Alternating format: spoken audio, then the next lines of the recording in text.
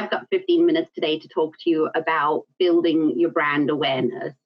For those who don't know me, I'm Tamma. I'm an environmental consultant and trainer based in Newcastle upon Tyne. I set up my business, Imvelo Ltd, in 2015, and like Steve, you'll be able to hear from my accent that I'm not originally from the Northeast. In fact, I'm not even originally from the UK. I come from South Africa. And as a bit of a nod to that, I named my business Imvelo, which is the Zulu word for environment. And that's quite relevant. I think my South African roots, have grounded me in environmental awareness and conservation and human dependency on nature. And that's always been in my blood. It's always been my passion. I've always known I was going to work in the environmental sector in some way, shape, or form. And therefore, I've always known that STEM subjects were paramount, were fundamental to me ultimately ending up where I wanted to be in my life. Couple of disclaimers. Never ever thought I'd end up setting up my own business or running my own business. That was a bit of a surprise along the way.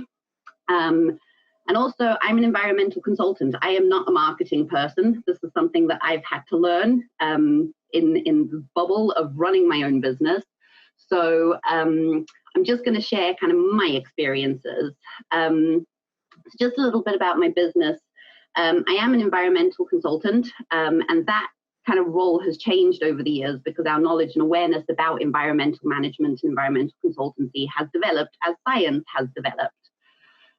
My whole business is built around helping other organizations to meet the UN Sustainable Development Goals. So for those of you who aren't aware of them, the Sustainable Development Goals are a global commitment to making the world a better place. And it focuses on what we call the triple bottom line of sustainability. So that's people, planet, and profit.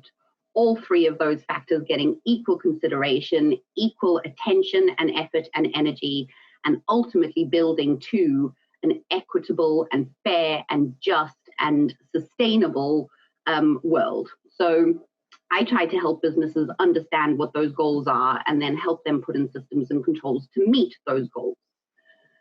One of the systems that I use, one of the frameworks that I use, like Steve, is the environmental management system called ISO 14001, which is just a framework that helps you implement environmental consideration into your organization. And that is supplemented with 50,001 for energy management and 14,064 for carbon footprinting. And in addition to that, I also specialize in UK environmental legislation. So half of the challenge is helping businesses understand all of the laws that apply to their activities and then helping them put in systems and controls to meet those legislation, make sure that they don't get fined, make sure that they don't upset their neighbors, and more importantly, protect the environment, prevent pollution, and make the environment a better place. And this is supplemented with a core training package because when you're dealing with sustainability issues, education is key. Knowledge, understanding the bigger issues, and then bringing them in as to how they apply to specific businesses and specific industries and specific job roles. So it's quite a complicated bag, and although I specialize in environment and I love environment, I really am focused on the bigger picture of sustainability, which is where my role as a STEM ambassador really comes into play. So STEM has always been a passion of mine, way before my involvement with RTC, and I've been involved in the various kind of ambassador mentoring programs. My very first job out of university was actually with Newcastle University as a STEM graduate ambassador. So I worked for the university to go into schools, to give talks, to just inform students of the options that are available to them. I've never tried to push anybody down a specific route, but again, it's knowledge, awareness, understanding, just knowing that there are multiple routes to end up in one destination if that's where you want to be. There's no hard and fast way of ultimately getting there. So as I've progressed through my career, I've never steered away from kind of the STEM ambassador role. It's always something that I've done. I'm going to put a little note out here to RTC. I haven't got my my badge for 2019-2020 yet, so I reckon I'm possibly knocking on about 50 hours too, but I only have the one badge so far. So like Steve, I've tied this into my business. You know, the whole business is built around this.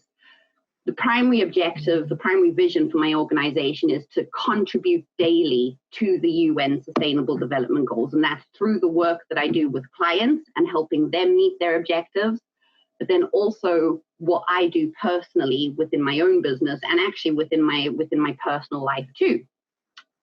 And it's a daily challenge, we can't deny that. We are learning, science is constantly evolving, new solutions, new challenges are constantly coming to the surface, and this is a moving science, and it's kind of what I love about science, STEM subjects, is that the more knowledge we get, the more it evolves, the more complicated and, the more potential that there is. It's a really exciting time to be involved in STEM.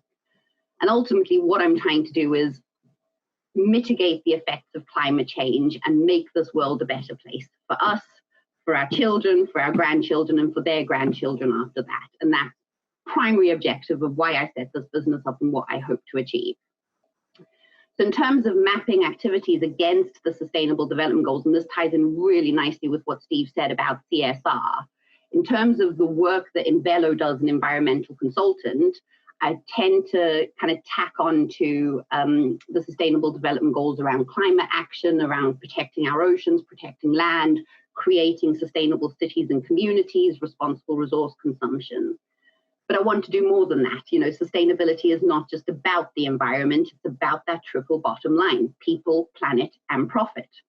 So through my STEM ambassador work, I'm actually able to support other sustainable development goals, primarily around quality education, gender equality, which is a really important thing to me. So I'm a massive advocate of women in STEM, and I really focus on supporting girls and women into getting into STEM subjects. All of this, I believe, fundamentally supports, decent work and economic growth for the future, because we have to, give these kids the best opportunities they have, and also in recognizing that they're going to be the problem solvers of the future. We don't even fully understand what issues we're going to face, but they will be the ones who resolve them. So we need to give them as much knowledge, as much power, as much access as we possibly can. And all of this is ultimately to reduce inequalities, and that's inequalities, financial, access to education, security, water access, or food access, all of those sustainability issues. So my role as a STEM ambassador, I believe, is really, really important. And I think for those of us who are STEM ambassadors, we understand that being visible is far more important in terms of inspiring the next generation and giving them the skills that they need to move forward. So this presentation is a slightly different tack for me, because I've always focused really hard on STEM and the activities that I do. I must say that this is, other than mapping against the Sustainable Development Goals, this is the first time I've properly reflected on how my business benefits from this. It's not that I didn't know it, I just hadn't, kind of given it a presentation, as it were, committed it to slide.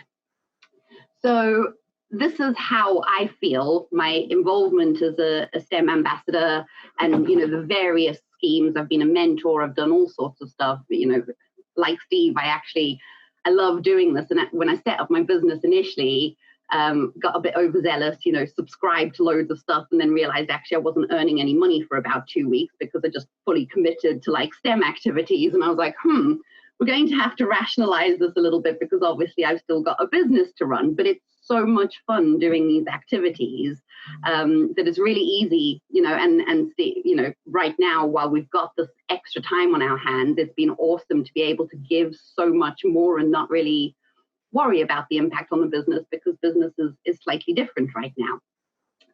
But I do believe it really has raised the business of Imvelo. If you consider I'm a small business, I'm only 5 years old, which, is quite an achievement to have made it this far. I'm also the only person in my business. So it's me, myself, and I. So to raise the profile, to make people aware of the business, I don't have the marketing resources that larger organizations do. And I think particularly doing what I do, it's really important that I'm able to demonstrate that I'm walking the walk, not just telling people what the right thing to do is. I live and breathe STEM. I live and breathe sustainability. It's a factor in every part of my life. And being able to show people that definitely does enhance the profile of Imvelo Ltd. And actually reflecting on this, I've come a lot further than I'd realized, because of some of the opportunities that STEM ambassador work has given me.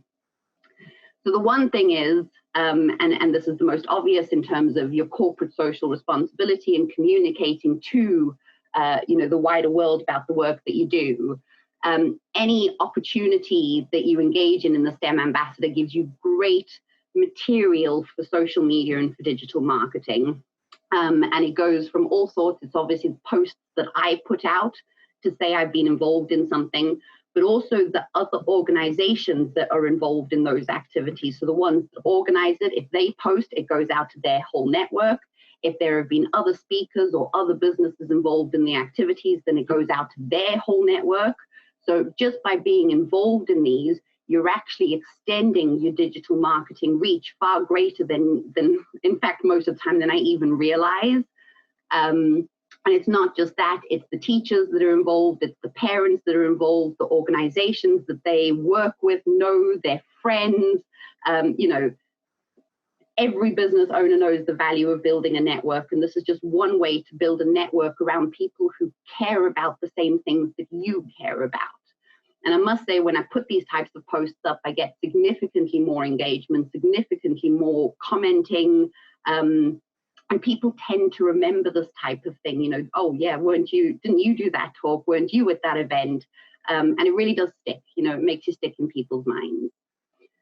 Off the back of that, my involvement in STEM Ambassador has also given me kind of media opportunities that I never would have thought were possible for an organization like me, a one-woman band, very much in my infancy. I've been so lucky to have been featured in the Journal twice, and I'm going to put a disclaimer out. I never asked for this. They found me. They found me through LinkedIn because of the posts that I'd been putting out. So I've had 2 features about the Northeast-based woman at the forefront of promoting STEM, and then also another feature last year about the rising stars in STEM, 30 women under the age of 35 who were striving forward for STEM.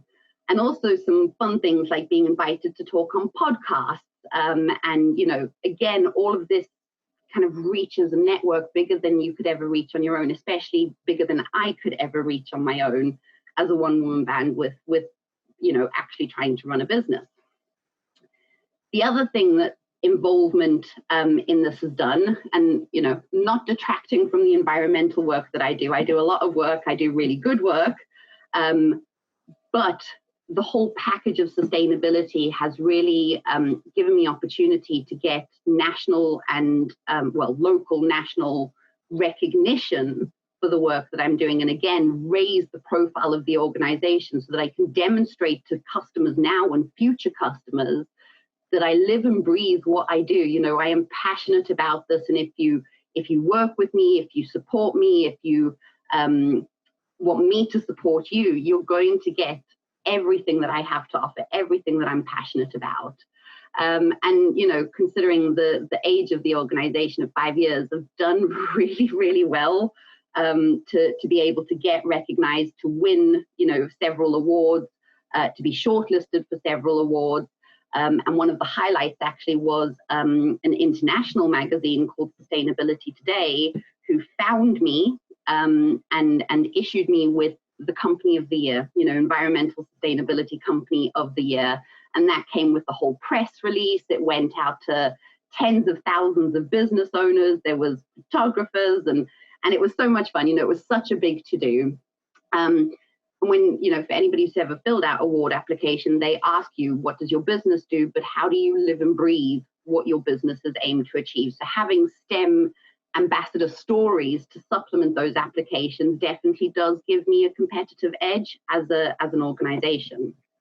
You've got 1 minute, Tamma. Oh God, okay. The other thing that I found really useful through the STEM ambassador program is, as a small business, occasionally there are things that I need to do in my business that either I don't have time for or I don't have the skills for, because this is not my specialism. So proactive students who get in touch with you afterwards, I've been able to get support with social media projects, business admin projects, event management, web design, because the students approach me and say, we're looking for opportunities, we're looking for work experience, and it usually helps alleviate a burden on me. And then one of the highlights, and don't worry, I am ending here, is actually getting new business opportunities. So I delivered a talk in 2016 at Newcastle University before my involvement with RTC. It was great. I loved it. Didn't think anything of it. 3 years later, I get a message on LinkedIn from a young lad who secured a job at a company. They need help with ISO 14001. He remembered me from that careers talk 3 years ago, and he asked me to come in and see if I could be a consultant for them and support them, which I did. I got a new client off the back of that. And that, I mean, that was incredible to me, you know, proper goosebump moments that actually, after all this time, after 3 years, he remembered me, he remembered what I did, and I actually got some work out of it, which was incredible. The last point I want to make is just about jobs of the future, and this is what I go back to. The next generation are going to solve all of the problems that we have created and most of the problems that we don't even know about. This is a statistic I use in my careers talks a lot. When I tell kids that, you know, don't worry if you don't know what you want to be yet. Don't worry if you can't see a clear path to get to where you want to be. Truth is that 65% of today's 12-year-olds will have jobs that we don't even know that exist yet.